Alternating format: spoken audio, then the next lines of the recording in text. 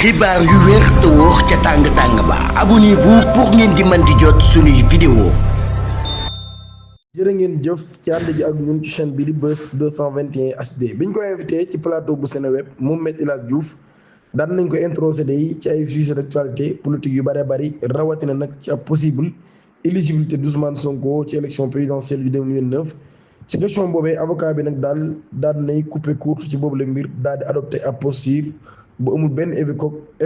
équivoque muy nag daal du wax ci sujet boobu mu ni il est catégorique ci loolu yi nag daal ngir bañ cee wax waaye tamit daal di avancé ci beneen perspective politique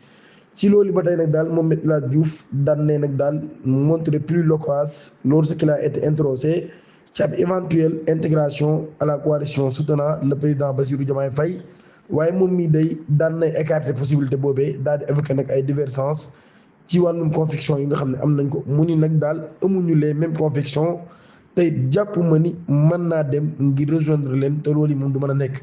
avocat bi nag daan nay réagir ci dynamique politique actuelle bi nga xam ne nag daal moom mi jàpp na ne ab forme de dualité au sommet de l'état la waaye nag daan nay xam ne nag daal loolu yi bett ko moom ci situation boobee mu daal fàttali nag alerté woon na ci risque boobee nga xam nag daal configuration bi am jamono jii mën naa indi mbir yoo xam ni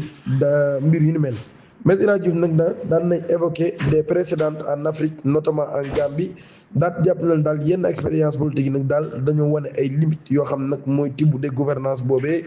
daal di souligner nag Sénégal ci boobu nag daal jamono jii kon mi ngi orienté wu ci forme de cohabitation douce qu'il considère comme un nouveau schéma politique en construction dans le pays. ci loolu kon moom Me El Hadji Diouf loolu yi la daal di xamle. ci loolu ci la ñuy jàllee ci beneen xibaar défaite bu Eumeu Sène day ginnaaw ba ak Ada Fass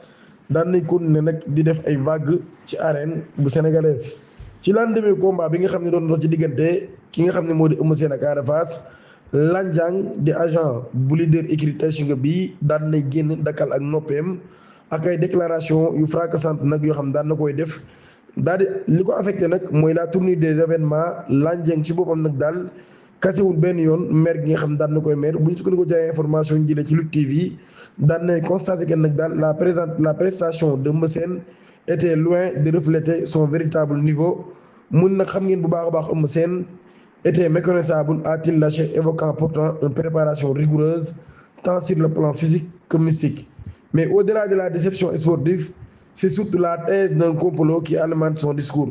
man daal jàpp na ni kon ab complot moo am moom jegeñaal lutteur bi daan na jàpp nag daal depuis France ay appels yu bari mi ngi ko jot ci ay alerte lu jiitu combat bi nag daal kan moo jaay Eumeu Sène kan moo orchestré mbir mi lan moo xew ba tey moom laaj nag mii nag daal mi ngi pointé également droit ñi nga xam ne nag daal mooy les soutiens dont aurait bénéficié son adversaire d'après lui Ada Fass nag daal négligé wul benn aspect rawatina mystique waaye daan na jot ay renfort important ci dernier instant yi malgré tout nag agent bi ci boobu nag daal mi ngi assuré kan nag daal di xam ne avenir bu Eumeu Sène moom jàpp na ne ci làmb nag daal avenir bu dëgër la te jàpp na ne Eumeu Sène tamit mën na bëriwaat fii ak ñaari at jàmmaarloo ak xale yi di naan ngeen abonné activé cloche notification bi te aimé vidéo bi.